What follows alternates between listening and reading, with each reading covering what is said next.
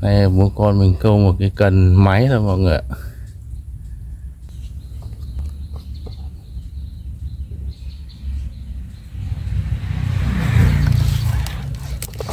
Báo cá anh em nhá.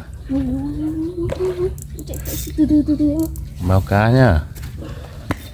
Đứng đây.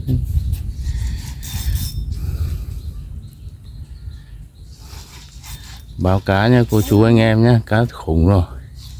Quay về đây, quay về lối này. Quay về lối này. Cái chi mà.